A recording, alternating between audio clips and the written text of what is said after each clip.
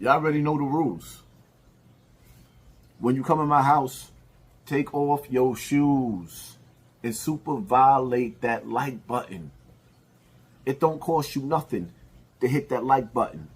A little bit of love is all it takes. A little bit of love is a long, long way. Shall we begin? Now, it kind of struck me funny when I'm listening to this dude tagging my name and doing an interview with Xavier Williams from the Feds and asking him questions about me. Let me play this real quick before I get into this content. No, bro. And I got one last question for you. Like a lot of people, they leave it in the comments, bro. So I just had to ask you, do you know Hassan Campbell, bro? Yeah, for my project. Okay.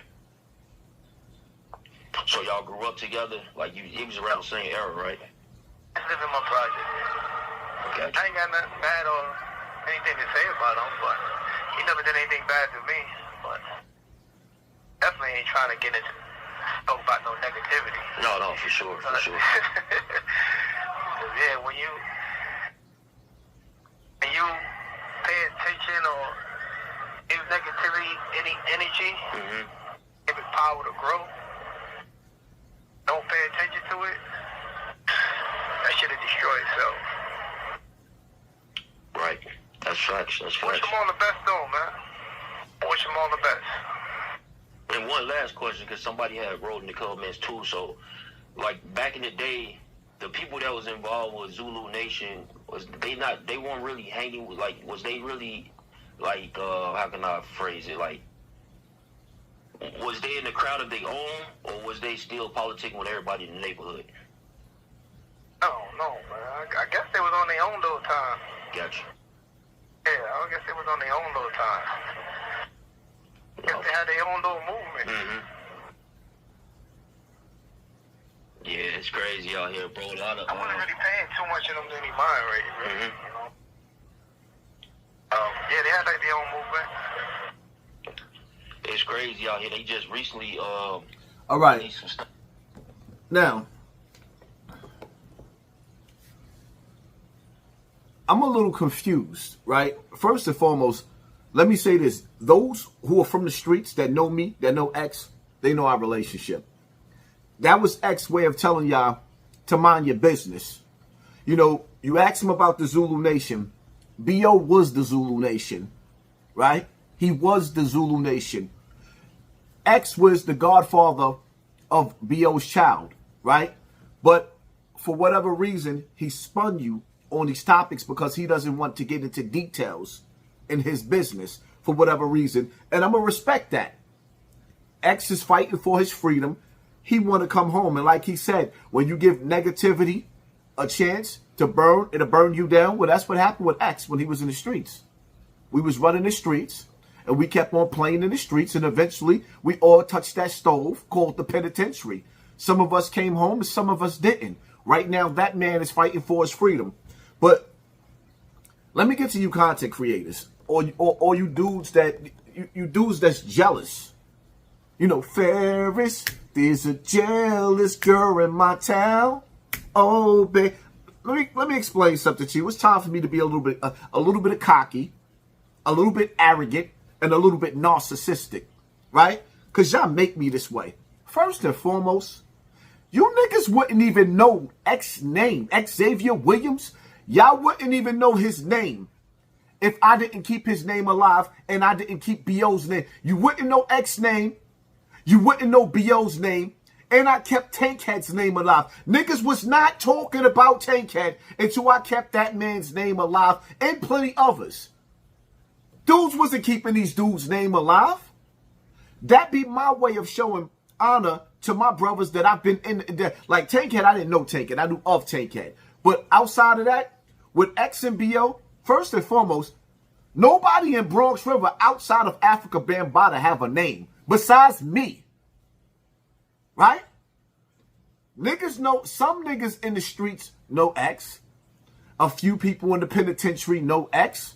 But on this internet, I made his name bigger than what it was. Let's just be real. because I'm keeping my brother's name alive the same way I did with B.O. The Zulu Nation is a big organization. Them niggas don't talk about him. When you hear about Bronx legends, niggas didn't start sharing B.O. on Instagram until I kept his name alive. But back to me, right? Back to me. Whatever I did back in the days, and whoever I was back in the days, why y'all asking about me then when I'm 10 times greater now? Scooby-Dooby-Doo? Why are you asking about me 30 years ago when right now I'm an icon? When I tell people to type in where they from in the comment section, they're typing it from all over the world. So it confuses me when y'all trying to check my status when y'all watching me become a household name every day. It baffles me. My YouTube career lasted longer than some of these rappers' career. My YouTube career lasted longer than some of these rappers' career. I got over 1 billion streams on YouTube before I had to delete my whole catalog to get my monetization back. I am an icon whether you niggas like it or not. I don't, and let me say this, right? I only have to be tough. I only have to be tough at 48 years old when you put your hands on me. Right now, I'm grandpa. I'm daddy. I'm grandpa. I'm a family man. I'm not in the streets no more. I'm a podcaster. And I'm finally actually starting to enjoy life. And it's crazy because the more niggas smile, the more it makes some of you upset. I'm finally breaking free from all of the childhood trauma and the abuse that the streets see. Because one thing about it is, when you ask these older niggas about me, these niggas was older than me in the streets. They were older than me. So when I was running around them, it's two things. When you see an older dude, it's either them older dudes is trying to do what Bam and R. Kelly and them did to you, or they trying to do what these other niggas do, which is they abuse you. They mold you in the street to go to jail for them. This is what the older niggas did. That's why you see me stay in the house, because the reality of it is a lot of the older dudes want the respect of what they did 30 years ago. Do you think if X Pistol, shout out to Pistol, you really think a 50-something-year-old Pistol P coming home to blaze something? We don't even have that much time left on this earth. Niggas don't even have that much time left on this earth. But I tell you this, the charges that I went to jail for, no disrespect to my brother X, but the charges that I went to jail for was worse than his charges. X is in jail for drugs. I was in jail for bodies, my nigga. But scratch that. That's not even important. When you look at me now, you see an influencer, somebody that influenced niggas all over the internet. Like, for example, Zip with the Drip. He coming up. He's coming up. I influenced him and many others. This is what I do. This is what I'm doing. I put my message out there. Some people gonna love me for it. Some people gonna hate me for it. But regardless of what, you ain't gotta ask another nigga about me when you can reach out and ask me about me. I'm too old to be tough.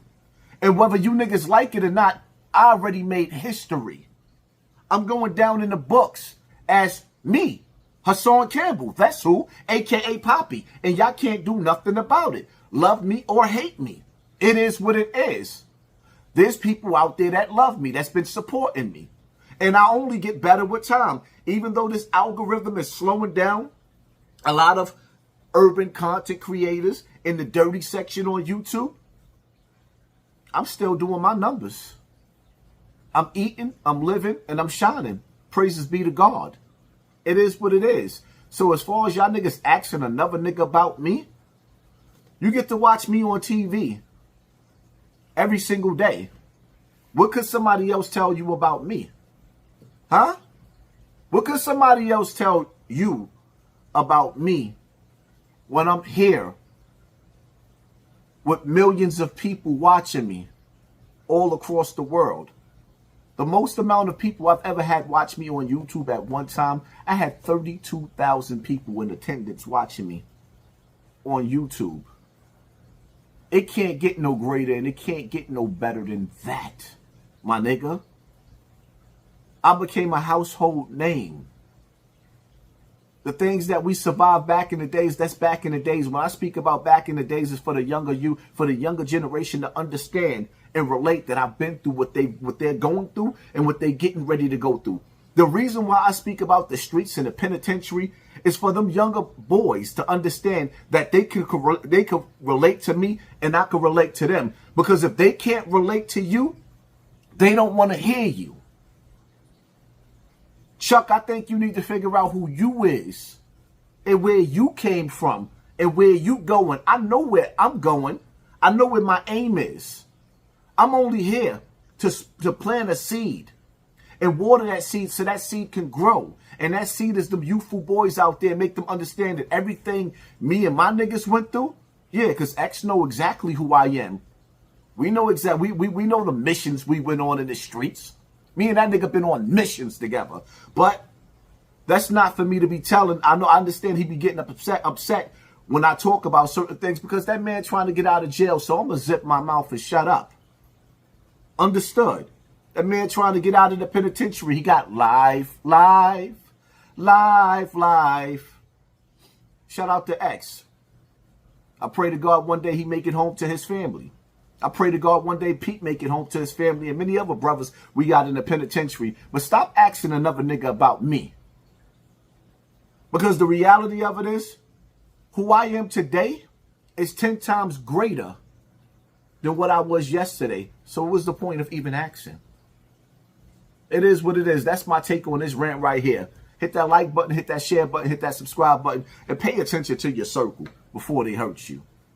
The streets have an expiration date. The streets have an expiration date. Stay out of them.